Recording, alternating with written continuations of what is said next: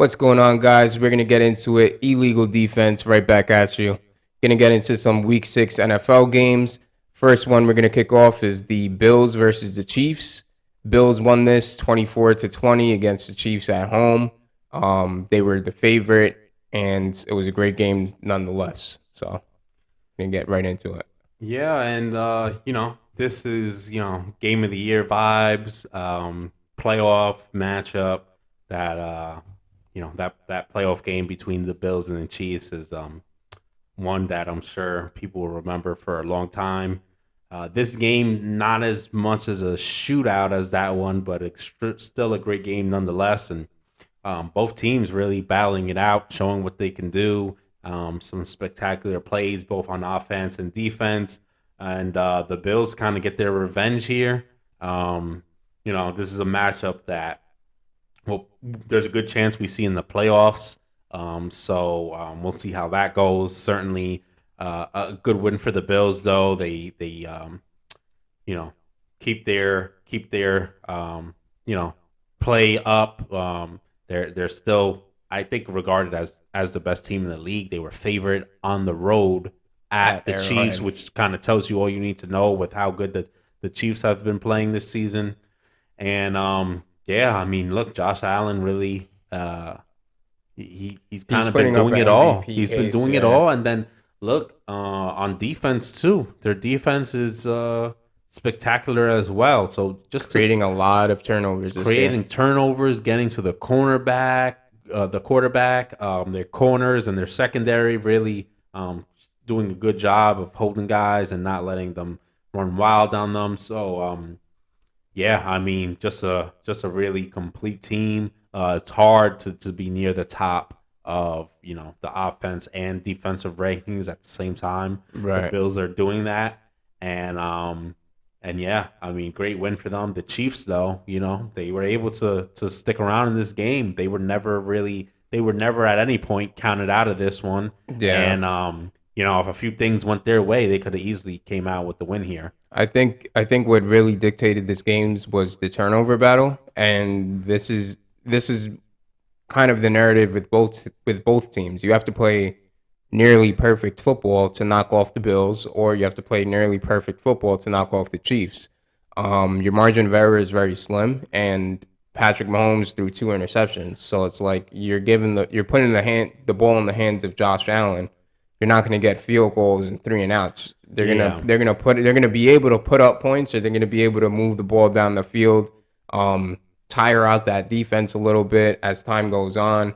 But the Chiefs, they like you said, they were in it the whole time, and it wasn't until the turnovers. Right? Yeah, it wasn't until the turnover right. on the drive that could have been the bounce back drive to end the game, and he throws the pick there towards the beginning of that drive that really kind of just put the game away. Yeah. So it's hopefully a matchup that we can see in the playoffs again. I would like to see them play again in the playoffs. Also, something to think of is this may determine home field advantage. If these two teams have similar records and they go into the playoffs with similar records, obviously one is going to get home field advantage based off of this, which is huge now because only one team gets the bye. Right. So it's a huge difference maker. Yeah. Where if you're the Bills or the Chiefs, right, you really wanted this game. One, because this is kind of your main rival at this point, right? These are the two teams and kind of the two best quarterbacks in the AFC. I mean, there's some other teams and other good players, but these are kind of the two main teams that people expect to be there in the AFC. Right. And so to be able to get that bye is huge. I mean, look, there's always a debate of is it better to rest or is it better to play? But, to guarantee that you're in the next rounds, take some pressure off, be able to rest a little bit. Could turn out to be huge if, like you said, these guys end up with, similar records and that becomes the deciding factor in the one team in the AFC that gets that home field advantage. It's kind of similar. It kind of reminds me of the Peyton Manning, Tom Brady kind of rival. Yeah. And again, Patrick Mahomes and Josh Allen are nowhere near their accomplishments yet. but it gives off that kind of rivalry where it's Hmm. like that's where they were kind of pushing the narrative with Lamar and Patrick Mahomes, but Lamar hasn't really been able to get to that level or get to sustain that level of play due to just a lot of other reasons that we'll get into further on in the season. But yeah, I like this matchup because it's like it gives that Peyton esque kind of thing, Tom Brady esque kind of thing. It's like the best of both worlds, and it's like in the beginning stages of it, we got to see Peyton and Tom Brady a lot because they were in the same division. At some point, the Colts were in the AFC East at some point, and then they ended up separating, and obviously they're in the AFC South now. But um, yeah, this is a matchup I hope to see in the playoffs, and I'm sure a lot of other people hope to see. But um, again, we were talking about the Ravens and Lamar, and we saw in on Sunday the Giants they knocked off the Ravens. Unfortunately, I'm a Ravens fan, as everybody knows. But yeah, the Giants come out on top, 24-20, and they played great football.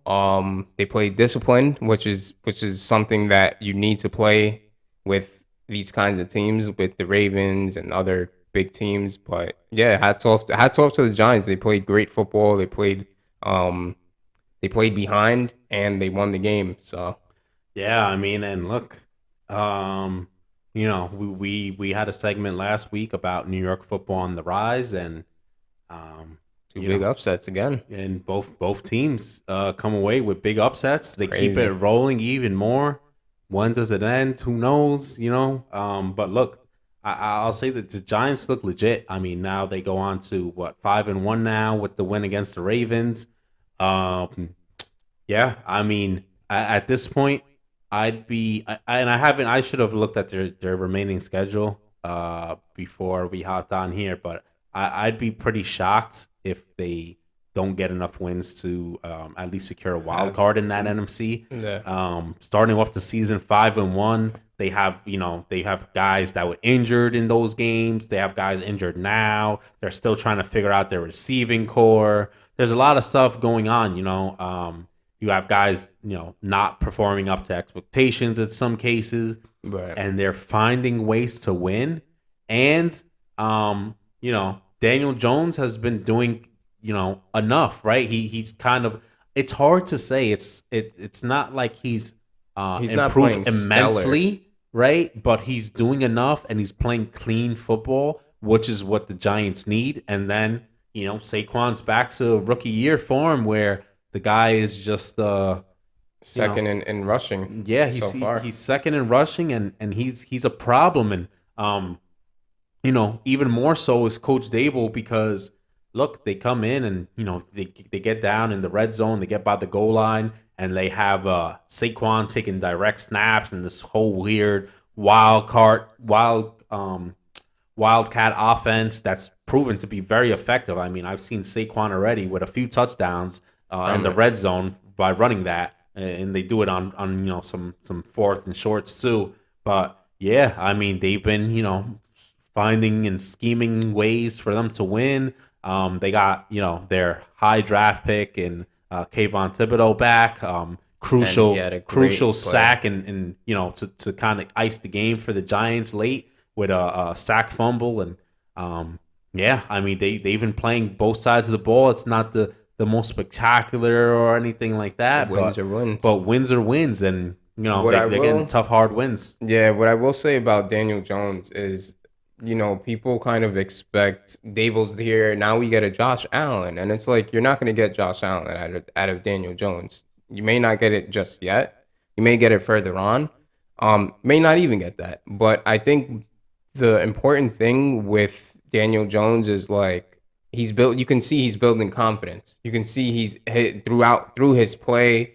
Um, he's able to command the offense. He's able to rally people. His team believes in him. When your team believes in a quarterback, why do you think Jalen Hurts is playing great? Because the Eagles actually believe in this guy. The same thing with the Josh Allens of the world. Like they believe in him. So I think it's a start. There's obviously some things that Daniel Jones has to work on, but it's not major. It's not last year where it was like the turnovers. They had to clean up on the turnovers. He was fumbling a lot. The ball security wasn't important. Or wasn't really coached up, and it seems like Dable is really coaching him up the way that he should be. And hopefully, I mean, at this point, I don't see why they would get rid of Dable and why they would get rid of any of the staff that they have. But at this point, it seems like they're getting their franchise back on track. Like it seems like the Giants are back on track, and that's something that we haven't seen in a while. Yeah, and look, a few things here. One, I checked out this their remaining schedule. We know next week they go to Jacksonville, right? Right. That's a very winnable game. From there, they go Seahawks, bye week, Texans, Lions, Cowboys, Commanders, Eagles, Commanders, Vikings. Wow. That's a not for nothing. Wow. Not for nothing. Very winnable games on that schedule. Not for nothing. They went through the strength of their schedule early on and they proved.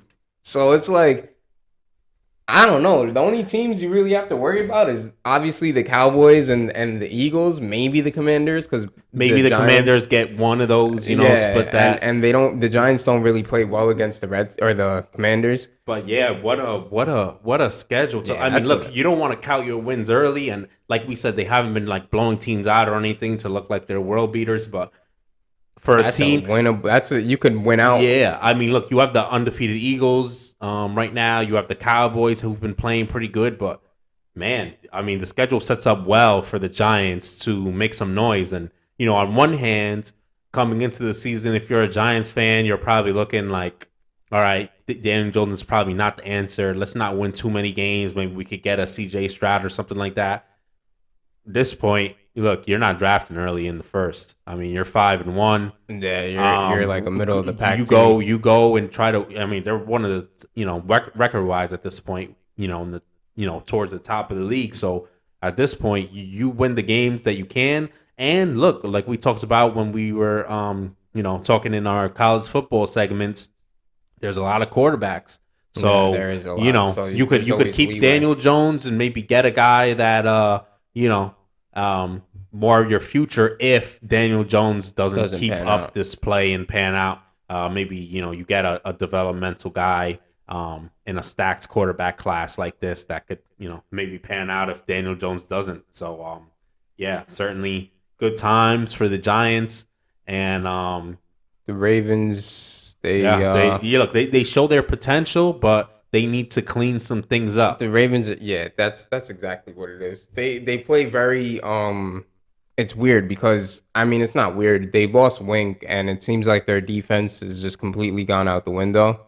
But what the problem is with the Ravens is being able to consistently score in the second half. They put up points in the first half, which is great, but you have to be able to sustain that play and you have to be able to put up points. And it's like, yeah, people are saying like, oh, it's not Lamar's fault, or oh, they need to get him a receiver and they need to get him this, but it's like, how much more do you need to get the guy? And there's sometimes, the Dolphins game is unacceptable. Lamar played lights out. The defense should have been able to back him. He gave them more than enough cushion, but it's like the defense just didn't show up. The Bills game, that was kind of on him. He shouldn't have thrown that end zone interception. Maybe that was the whole debacle with maybe John Harbaugh should have gone for it. Maybe he shouldn't have. Whatever the case may be.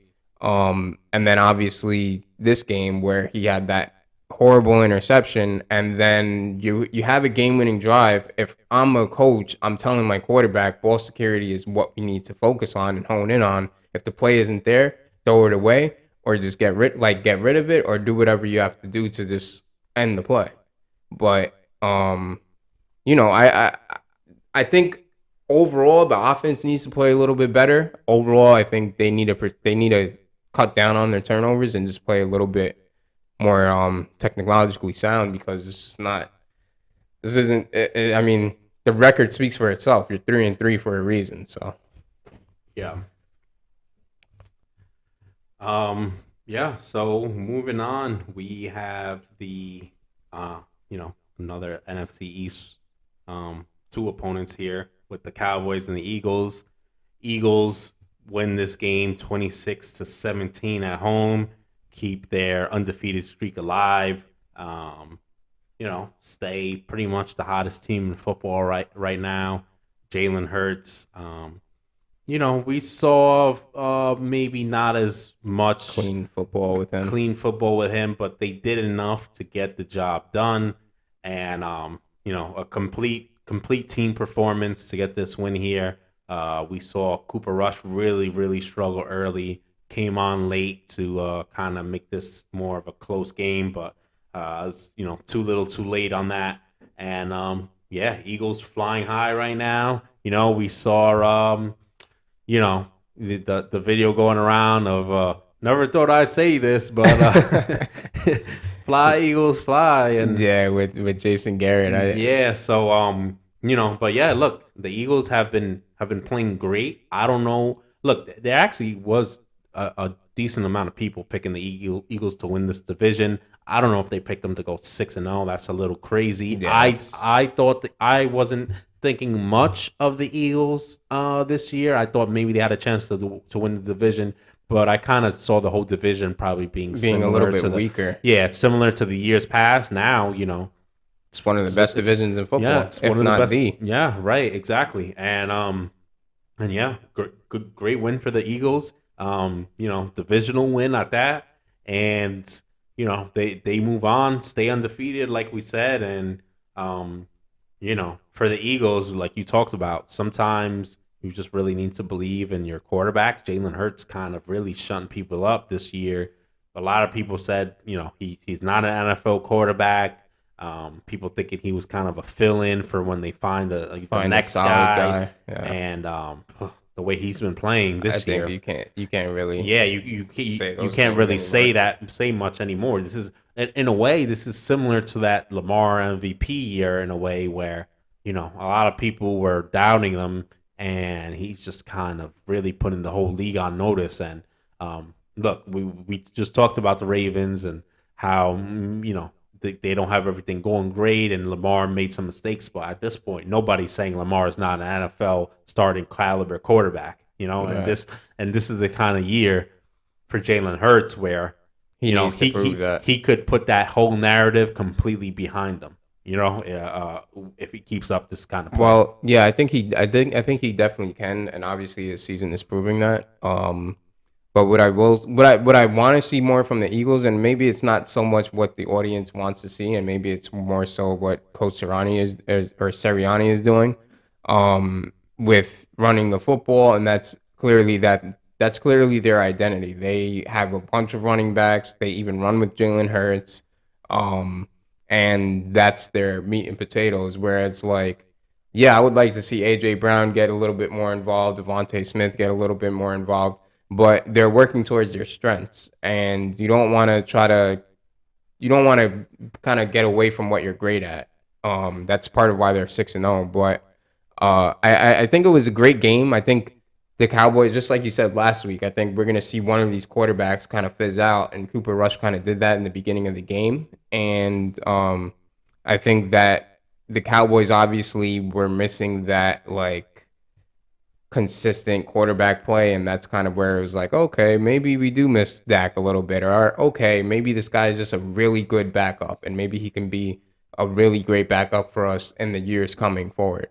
But yeah, I think I don't think anybody expected the Eagles to play this well. I think they expected, on paper, they were wow, this Eagles team is great, and I think maybe if we're talking about okay, we ask somebody oh yeah, what do you think the Eagles are going to be in week 6? Maybe, I think they'll be a 4-2 team, maybe a 5-1 team, but 6-0, I don't think anybody anticipated. I mean, look, if you would have told me 10-win team total throughout the year, okay, right? Now that's 10 and 7, 10 and right? 7, yeah. But now they're on pace for more than that at this point, right? I don't think they're, it's very early. They're undefeated. So hard to see how it's really going to go, but you got to figure they should be able to lock up, 12 wins, unless they really crash here. So, definitely a step in the right direction. Like you said, Sirianni got them playing to their strengths. defense stepping up, playing well, offense being able to move the ball, run the ball well. We saw some passing in this game, still some nice plays. We saw in other games them really get the passes going, like the Vikings where Hurts is kind of really slinging it Yeah. coming out. Even the Lions game, like Right. right off the bat, Yeah. AJ Brown was active, And like, it'll probably be kind of a bounce back between those two tails, if you will, where they're using their running game and they'll kind of lull you to sleep and then hit you over the top, and they'll have some games where they really come out slinging it, but for the most part they're always going to go back to their identity, like you said, of running the ball. And they really did what they needed to do here to get the win. yeah, and it was good to see them get the win against the Cowboys. I don't think anybody wanted to see the Cowboys win except for obviously